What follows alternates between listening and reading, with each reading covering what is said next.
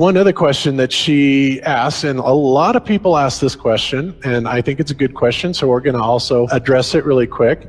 So she goes, I'm on board with many things. There are still questions I have, but I can definitely see why there are so many flat earthers. The question her husband gave her, however, is, if it's true, does it change how I live my life? For me, I have to say no. It would be nice if it's true for the government to acknowledge and stop charades. However, I find it really hard, especially knowing someone that works for NASA and his job is to get new packages ready, yada, yada, yada. So again, what difference does it make? Like I said, that's a great question. This is something that is not an easy answer because of the magnitude of what we're talking about here. How it will change your life, first of all, when you understand it, is dramatic, to say the least. Will it change you from having to go to your job every day and the things that you typically do every day? No. But when this knowledge becomes more mainstream and these agencies are starting to be held accountable, and you understand that they're all participating in this, not just the United States government, not just NASA, but China, Russia, India, all of them have space programs. They all have the same symbolism. They're all doing the exact same thing to their citizenry. And the first thing you have to understand about this is that the deception goes all the way to the top. And when I say all the way to the top, you have to kind of get rid of the notion that the people at the very highest levels are working together. The people that control the world we're not against each other. There was never any such thing really as the Cold War. We're really not enemies with anybody else. This is all a facade that's being brought on for our benefit. But the people that are in power, that have all the money, the Rockefellers, the Rothschilds, the Morgans, the on and on and on, these are the people that literally run the central banking system, which of course has permeated the entire world. And any country that tries to get away from it, their leaders are quickly assassinated. It goes on and on and on. So you have to understand conspiracies a little bit to understand the magnitude of this deception. So why would they do this? Why are they trying to hide the fact that we are on an infinite plane or on a flat earth rather than a ball? Well, the answer to that, there's a lot of answers to that, but in my personal opinion, if you isolate people into the idea that they're on a blue marble that's in the middle of a universe that is really insignificant, and there's thousands or millions and billions of other worlds and possibly other civilizations, that makes most people think that we are insignificant and that we did actually come about as some sort of an accident. Now, when people believe that, their minds are much more malleable into being given the idea that there is no God, there is no creator, that all of this is just some sort of random happenstance. And because of that, that also gives the controllers this fertile soil to build other deceptions on. And it's all about control. Remember, it's not about money. Money is irrelevant. They print the money. Money is just something that you and I agree has value, but it really is just pieces of paper, right? These people are printing the money. They can print money all day long if they want to, and they do. So it's not about that, and it's not just about power either. It's about total control, mental, physical, spiritual, every way, shape, and form possible. And to wrap your head around this type of deception, whether you're religious or not, if you're religious, then you understand that this is Satan's plan all along.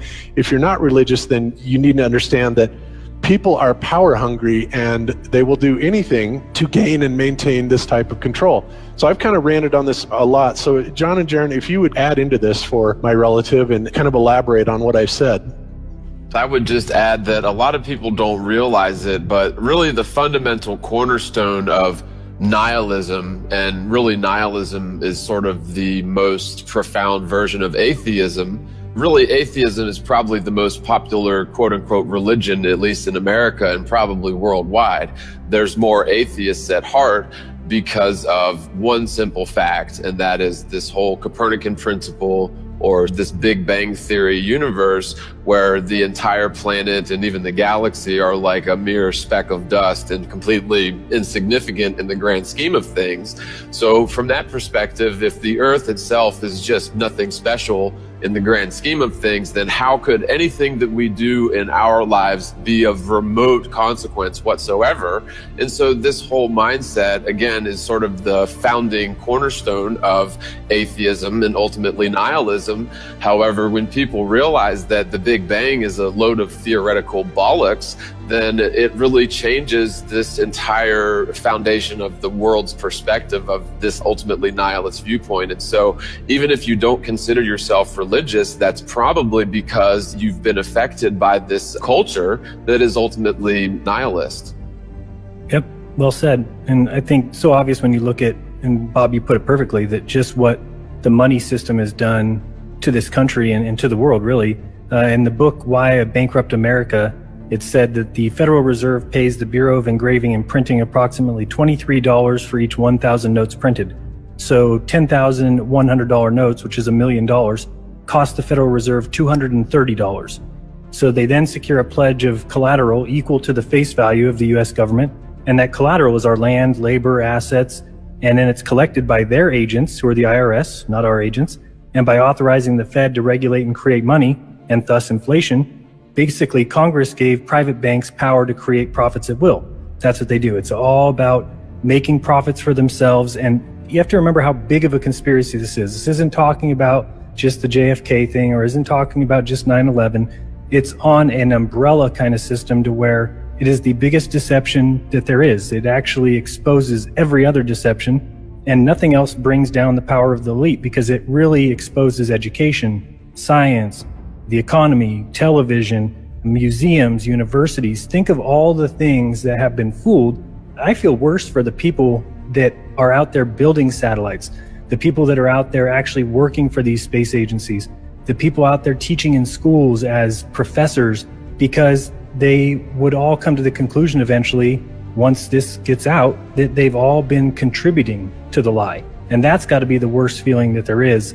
And that's why you have a hard time with a Neil deGrasse or a Bill Nye, these guys ever even considering that the earth might not be what they were taught, because they understand if it's not, then their entire lives have been about promoting the lie. They are tool pieces for the elite, for the lie system, and it really destroys everything. And I'm a perfect example, John, of what you were talking about.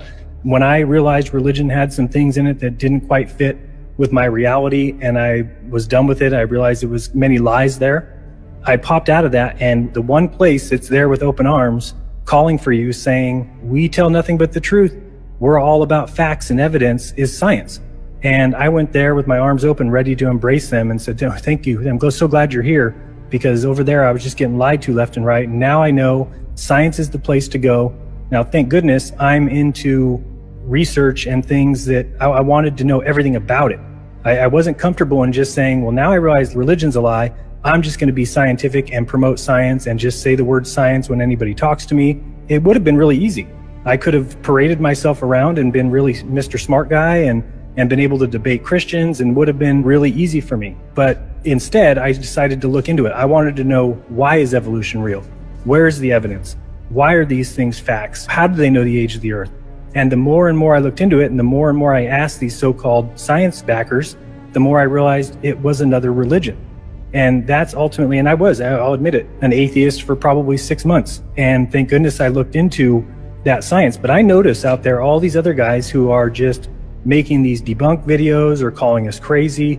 The difference between me and them is that they don't want to research it, or they don't know how to research past the deception layer. I mean, you have to understand, this is the biggest deception ever. It can never be let out.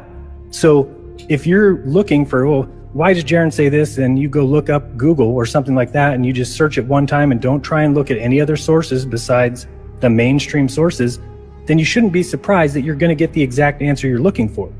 That's only going to confirm what the elitists, or what these people who are fooling us from the top down, what they want you to find. And then they go and make videos claiming these are evidence that we're wrong. And they say, well, these guys didn't even research it. If they would have looked it up one time, they would have found it.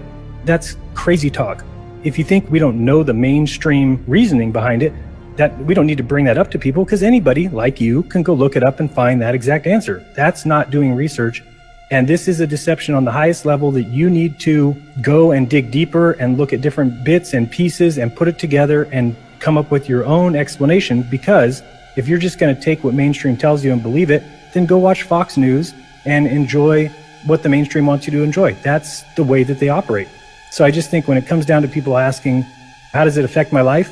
No, I guess it depends on you. If you don't care that you've been lied to about everything from school, from kindergarten on, everything that you were taught in school was meant to get your mind into a certain frame of reference, to make you think about the world a certain way, to make you think about your parents and make you think about your friends and to make you think about your government, all in a prescribed way to make the rich get richer and make you into a wage slave. If you don't care that that happened, if you're happy going to your 9-to-5 job and you're comfortable in your belief about who your creator is, then it doesn't affect your life.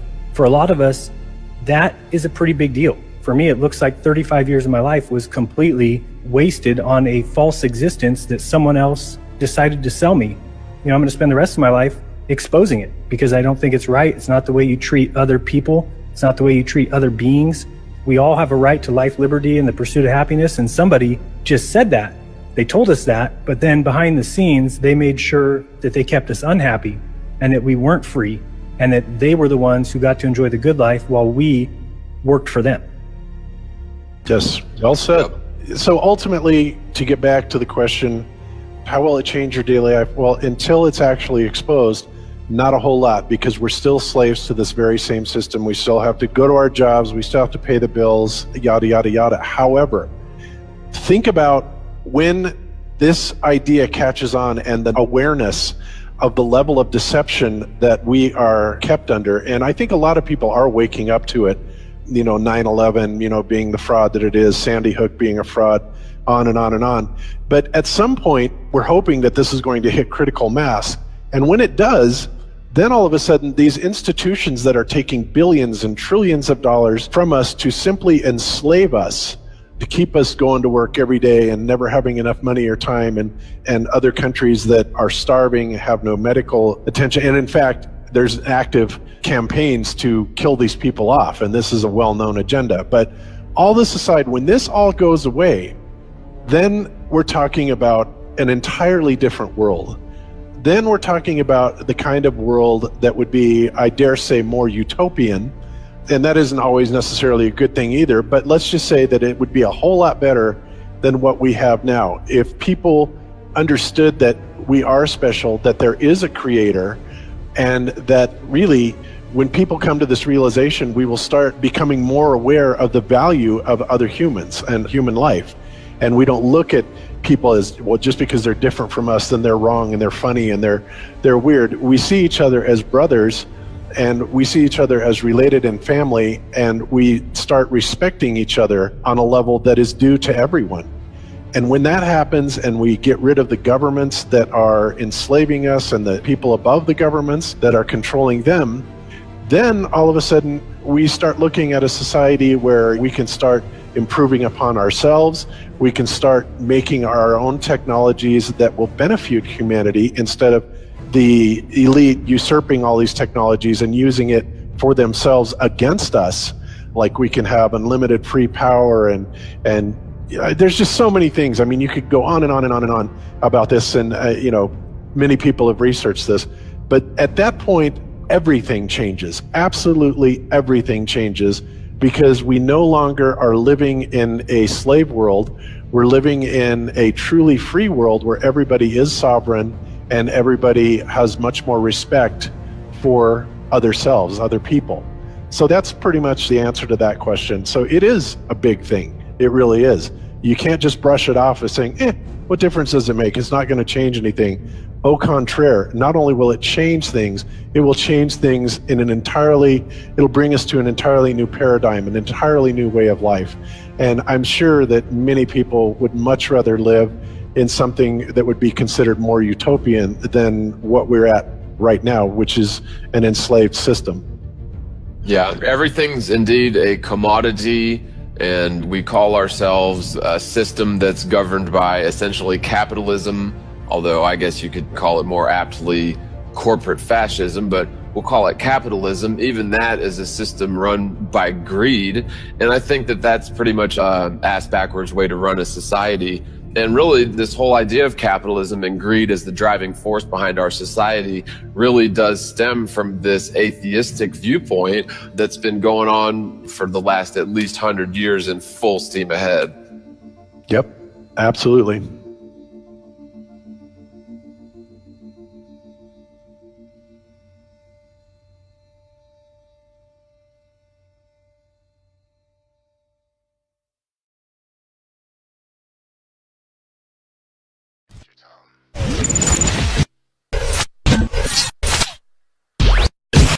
Thanks so much for watching. I hope you enjoyed this video presentation. If you did, please subscribe to my YouTube channel, like the video, and share it on your favorite social media sites.